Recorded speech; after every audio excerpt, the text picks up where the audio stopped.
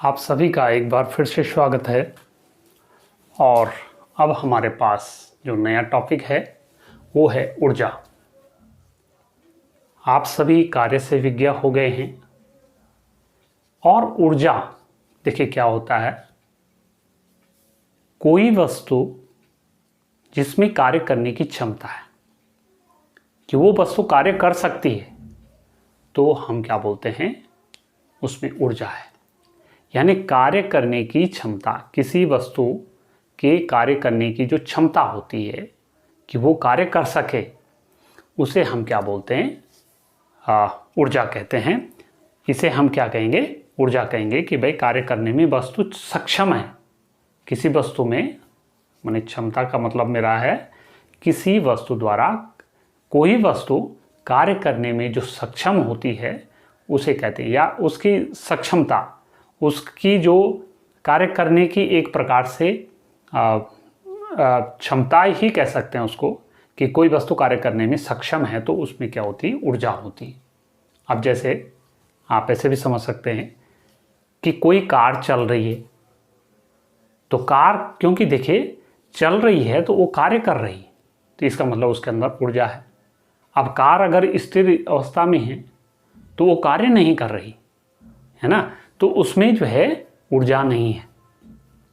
ठीक है, ऐसे ही कोई पिंड हम ऊपर से जो है नीचे की तरफ गिरा रहे हैं तो उस पिंड द्वारा कार्य किया गया, यानी गुरुत्व बल के अधीन उसने क्या कर दिया, कार्य किया है, तो उसमें भी ऊर्जा है। ठीक है, दूसरा आप ये समझ सकते हैं कि जैसे मान लीजिए आप ऐसे भी समझ सकते हैं कि जैसे हम कहीं पर किसी मैदान में चल रहे हैं तो हमारे द्वारा भी कार्य किया जा रहा है। ठीक है, हमें भी ऊर्जा है क्योंकि हम जो है बल लगा करके बल की दिशा में विस्थापन हो रहा है, तो हमारे अंदर क्या है, ऊर्जा है। लेकिन अगर कोई पत्थर किसी भूमि पर पड़ा हुआ है तो उसमें कोई ऊर्जा नहीं है, क्योंकि उसमें कोई वो कार्य करने में सक्षम ही नहीं। तो कहने का मतलब किसी वस्तु की जो सक्षमता होती है कार्य करने की, या कार्य करने की जो उसके अंदर एक प्रकार से टेंडेंसी है, ऐसे भी आप कर सकते हैं, कार्य करने की जो उसके अंदर प्रवृत्ति है उसे हम क्या बोलेंगे, ऊर्जा कहेंगे। और ऊर्जा को हम क्या कर सकते हैं, दो कैटेगरी में, वैसे तो कई सारी कैटेगरी है लेकिन मैकेनिक्स में हम जनरली उसको दो भागों में बांट रहे हैं। एक होता है गतिज ऊर्जा, यहां पर आप समझ गए होंगे सक्षमता, यानी कार्य करने की सक्षमता। ठीक, अब ऊर्जा को दो भागों में, एक हो गया गतिज ऊर्जा यानी काइनेटिक एनर्जी, ठीक, एनर्जी, और दूसरा आ गया स्थितिज ऊर्जा यानी पोटेंशियल एनर्जी। अब देखिए इन दोनों में कैसा अंतर है। देखिए गतिज ऊर्जा यानी वस्तु अगर गतिशील अवस्था में है तो उसके कारण जो कार्य किया जाएगा तो वो कार्य करने में सक्षम है, गति के कारण उस कार्य करने में सक्षम है। ठीक है, तो उसमें क्या है, एक प्रकार के गतिज ऊर्जा है, गति के कारण जो ऊर्जा, ऐसे भी कह सकते हैं गति के कारण जो ऊर्जा होगी गतिज ऊर्जा। जैसे चलती हुई कार है, उसमें कौन सी ऊर्जा, गतिज ऊर्जा। ठीक है, लुढ़कती हुई कोई गेंद है, उसमें कौन सी ऊर्जा है, गतिज ऊर्जा। गुरुत्व के अधीन कोई वस्तु गिर रही है तो उसमें कौन सी ऊर्जा है, गतिज ऊर्जा।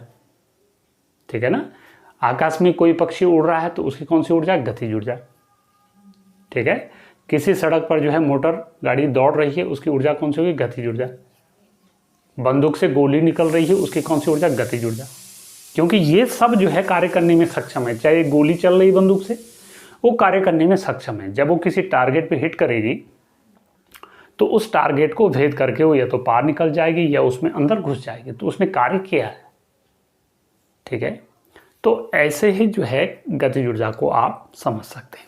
और इसका जो फॉर्मूला होता है 12 mv स्क्वायर, जहाँ m उसका द्रव्यमान हो गया वस्तु का, v उसका वेग है, तो ऐसा उसका फॉर्मूला हम लिख देते हैं। ठीक है। दूसरा, अब ये फॉर्मूला कैसा आता है इसको हम आगे फिर आपको बताएंगे। स्थितिज ऊर्जा, वस्तु में एक विशेष स्थिति के कारण ऊर्जा, विशेष स्थिति के कारण ऊर्जा। ठीक, कैसे? देखिए, सपोज हमने एक पिंड को पृथ्वी तल से उठा करके कुछ ऊंचाई पर, मैंने एक पत्थर उठाया और कुछ ऊंचाई तक उसको रख दिया और फिर मैं इसको छोड़ देता हूं, तो क्या होगा? इसमें कार्य करने की क्षमता है इसमें। ठीक है, इसमें कार्य करने की क्षमता है। अब देखो, आप बोलेंगे कैसे? हमने उठाया उसको और वो तो स्थिर हो गया, उसमें तो कोई ऊर्जा नहीं होनी चाहिए। लेकिन नहीं, उसमें एक प्रकार से कार्य करने की क्षमता है। आप उसको छोड़ो तो सही, वो नीचे गिर जाएगा। तो उसमें एक प्रकार की जो ऊर्जा थी जिसके कारण वो गिर रहा है नीचे, वो स्थितिज ऊर्जा है। अब आप ऐसे भी समझ सकते हैं इसको कि हमने धनुष में तीर को चढ़ाया और धनुष की जो डोरी है उसको हमने खींच लिया। तो जब डोरी को आपने खींचा तो तीर में कार्य करने की क्षमता है। जब आप उसको छोड़ेंगे तो वो आगे बढ़ेगा, है ना? तो तीर की एक विशेष परिस्थिति के कारण, जब तक आपने डोरी को नहीं खींचा था तब तक उसमें कार्य करने की क्षमता नहीं थी। लेकिन जैसे आपने उसमें कार्य किया तो वो कार्य एक प्रकार से उसमें एनर्जी के रूप में स्टोर हो गया। और वो कौन सी एनर्जी? स्थितिज ऊर्जा। ऐसे ही आप घड़ी में चाबी दे देते हैं और उस चाबी के बलबूते जो है सुई जो है घूमती है, तो वो भी एक प्रकार की ऊर्जा है। और वो कौन सी है? स्थितिज ऊर्जा। ठीक है, तो ऐसे तमाम उदाहरण आपको देखने को मिलेंगे। ऐसे ही आप समझ सकते हैं, एक स्प्रिंग है, स्प्रिंग को आप पुश कर रहे हैं, दबा रहे हैं उसको, तो दबाने के बाद आप देखेंगे कि आपके हाथ में कुछ धक्का लगा रहा स्प्रिंग। तो इसका मतलब वो कार्य करने की उसके अंदर क्षमता है, वो कार्य करने में सक्षम है वो स्प्रिंग, जिस कारण से आपका हाथ ऊपर धक्का पड़ रहा है ना? तो ये जो ऊर्जा है उसके अंदर इस समय, वो क्या है? स्थितिज ऊर्जा, वो पोटेंशियल एनर्जी है। ठीक है ना? तो आप जो है ऐसे समझ सकते हैं कि गति के कारण वस्तु अगर गतिशील अवस्था में है तो उसमें गतिज ऊर्जा है, सीधी बात है। और वस्तु अगर एक विशेष स्थिति में है और उसमें कार्य करने की क्षमता है, जैसे स्प्रिंग को आपने दबाया और उसमें कार्य करने की क्षमता आ गई, उसमें कार्य करने की जो उस सक्षमता आ गई, तो वो क्या आ गए? एक प्रकार से उसके अंदर स्थितिज ऊर्जा आ गई। तो आप मेरी बातों को समझ गए होंगे कि गति के कारण ऊर्जा गतिज ऊर्जा, एक विशेष स्थिति के कारण स्थितिज ऊर्जा। अगर वस्तु, देखिए स्थितिज ऊर्जा के उदाहरण आप समझ गए होंगे। किसी ऊंचाई पर उठी हुई वस्तु में जो संचित ऊर्जा है उसमें स्थितिज ऊर्जा है। और देखिए, बहुत मजे की बात है, ये जो गतिज ऊर्जा और स्थितिज ऊर्जा एक दूसरे में ट्रांसफर होती रहती है। और ऊर्जा कोई अलग चीज नहीं होती, ये भी कार्य ही है। माने कार्य करने में सक्षम ना, यही बात तो हमने कही कि कार्य करने में वस्तु सक्षम है तो कार्य ही है। और वो कार्य का जो है एक परिणित रूप है, एक प्रकार से वो कार्य जो है गति में बदल रहा, तो वो गतिज ऊर्जा हो गई। और दूसरा रास्ता क्या हो गया? अगर वो कार्य जो है एक विशेष स्थिति के कारण उसमें कार्य करने की एक प्रकार से सक्षमता आ रही है वस्तु में, तो वो क्या हो जाएगा? स्थितिज ऊर्जा हो जाएगा, है ना? तो कार्य, स्थितिज ऊर्जा हो, गतिज ऊर्जा, सब एक दूसरे से इंटरलिंक्ड है, एक ही चीज है कहने का मतलब। और अलग अलग परिस्थितियों में उनको हम अलग अलग कह लेते हैं। जब गतिशील अवस्था में होगी तो गतिज ऊर्जा होगी, जब एक स्थिति विशेष में होगी तो स्थितिज ऊर्जा होगी। तो ऐसे आप इनको समझ सकते हैं। अब एक और महत्वपूर्ण बात आती है कार्य ऊर्जा प्रमेय, और बहुत ही महत्वपूर्ण है और आपके विगत वर्षों की परीक्षाओं में जो है पूछी जाती है। कार्य ऊर्जा प्रमेय, देखिए बहुत इंपॉर्टेंट चीज मैं बता रहा हूं आपको। देखिए बहुत सीधा है। देखो बेटा, हम जानते हैं कार्य बराबर क्या होता है? कार्य बराबर बल F गुणा दे विस्थापन, यही तो होता, ठीक है। हालांकि यहाँ पर डॉट होता तो अभी मैं जनरल रूप से लिखूँ, लेकिन F बराबर क्या होता, ma और डॉट s हो गई, सिंपल, ठीक है। यानी कार्य बराबर, देखिए त्वरण के पदों में W is equal to ma s हमने कह दिया, ठीक है, क्लियर बात। अब देखिए हमारे पास गति का जो तीसरा समीकरण होता है, गति के तृतीय समीकरण से, इसमें क्या होता साहब, v square is equal to u square plus 2as, और ऐसा करते हैं m/2 से दोनों ओर गुणा करने पर, तो देखिए हमारे पास क्या निकल जाएगा, m/2 v square m/2 u square plus m/2 2as। अब आप बोलेंगे साहब ऐसे कैसे होता, देखिए इस समीकरण में अगर दोनों तरफ बराबर चीज़ का गुणा कर लेते हैं तो कोई फर्क नहीं पड़ता उससे, हमारे पास इससे कुछ रिजल्ट निकलता है, इसलिए हम इसको ऐसे कर रहे हैं। तो 1/2 mv स्क्वायर मैं इसको कह सकता हूँ, यहाँ 1/2 mu स्क्वायर मैं इसको कह सकता हूँ, और यहाँ पर देखिए ये 2 कट जाएंगे यहाँ से, तो प्लस ma डॉट ही s हो गया। यानी मैं इसको ऐसे भी लिख सकता हूँ 1/2 mv square minus 1/2 mu square is equal to ma dot s। और देखिए ये जो समीकरण है, समीकरण नंबर 1 से हमारे पास क्या हो जाएगा, W, क्योंकि इसकी जगह मैं क्या रख सकता हूँ, W बराबर 1/2 mv square minus 1/2 mu square. देखिए बहुत महत्वपूर्ण चीज़ है, कहने का मतलब कार्य ऊर्जा प्रमेय की मैं बात कर रहा हूँ, तो कार्य की एक नई परिभाषा आप यहाँ पर इसको ऐसे समझ सकते हैं, कार्य किसी वस्तु पर कार्य किया गया जो कार्य होता है उस वस्तु की गति ऊर्जा में या उस वस्तु की गतिज ऊर्जा में परिवर्तन को कहा जाता है।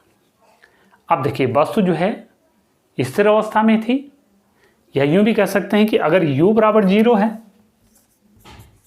तो ऐसी कंडीशन में ये वाला पोर्शन क्या हो जाएगा, 0 हो जाएगा, तो W is equal to half mv square हो जाएगा। यानी हम इसको ऐसे भी समझ सकते हैं कि किसी वस्तु को विराम अवस्था से उसको गतिज ऊर्जा में, उसको गति अवस्था में लाने के लिए, ताकि उसमें गतिज ऊर्जा उत्पन्न हो जाए, उसे हम क्या बोलते हैं, कार्य बोलते हैं, ठीक है ना। किसी वस्तु को विराम अवस्था से उसको गति अवस्था में लाने को हम क्या बोल सकते हैं कि वस्तु पर साहब कार्य हुआ है, ठीक है, एक बात। दूसरी एक और बात हम क्या कह सकते हैं कि जैसे इसी को मैं अगर आगे बढ़ाऊं, चलिए यहीं पर लिख देता हूं कि W इज इक्वल टू, देखिए हाफ mv स्क्वायर, v माने उसका अंतिम वेग, u माने उसका प्रारंभिक वेग, तो kf माइनस ki, यानी अंतिम गतिज ऊर्जा माइनस प्रारंभिक गति, I माने इनिशियल, f माने फाइनल। तो किसी वस्तु पर किया जाने वाला कार्य उसकी अंतिम गतिज ऊर्जा और उसके प्रारंभिक गतिज ऊर्जा के अंतर को कहा जाता है, ऐसा भी आप समझ सकते हैं इसको, ठीक है। ऐसे यहाँ पर देखिए उसकी देखिए इसी चीज़ को मैं बोल रहा था कि वस्तु के प्रारंभिक और अंतिम गतिज ऊर्जा और प्रारंभिक गतिज ऊर्जा का जो अंतर होता है उसे हम क्या बोलेंगे, गतिज ऊर्जा। तो ये कार्य ऊर्जा प्रमेय बहुत सिंपल है, कार्य बराबर बल गुणा के विस्थापन ma डॉट s, दोनों गति का तीसरा समीकरण हमने लिया, v square is equal to u square plus 2as, दोनों तरफ m/2 की गुणा कर दी, m/2 v square m/2 u square m/2 into 2as, ये 2 कट गया, ये जो है फिर मैंने लेफ्ट साइड ला दिया, तो half mv square minus half mu square is equal to ma dot s, ma dot s समीकरण नंबर 1 से W होता है, कार्य होता है, तो कार्य बराबर half mv square minus half mu square, ठीक है। तो कार्य को देखिए, यहाँ पर कार्य की परिभाषा आ रही है ना। अब कहने का मतलब कार्य की परिभाषा हम जो है दो प्रकार से दे रहे हैं। कैसे? एक तो है कि भाई u बराबर 0 है, तो तब क्या हो जाएगा, किसी वस्तु को विराम अवस्था से गतिज अवस्था में लाने के लिए उसकी गतिज ऊर्जा में जो परिवर्तन होता है तो उसे हम क्या बोलेंगे, कार्य कहेंगे। एक बात। दूसरी बात, वस्तु में प्रारंभिक उसकी कुछ ऊर्जा के साथ प्रारंभिक कुछ वेग से वो गतिमान है और लास्ट में उसका वेग कुछ और हो जाता है, तो जब वेग जब उसका चेंज हो गया तो इसका मतलब उस पर कार्य हुआ। तो गतिज ऊर्जा में परिवर्तन को भी हम क्या कह सकते हैं, कार्य कह सकते हैं। तो ये था आपका कार्य ऊर्जा प्रमेय, ऊर्जा से संबंधित। तो अब हम आपको मिलते हैं अगले वीडियो में, और वो है स्थितिज ऊर्जा। ठीक है, तब तक के लिए आप सभी का धन्यवाद।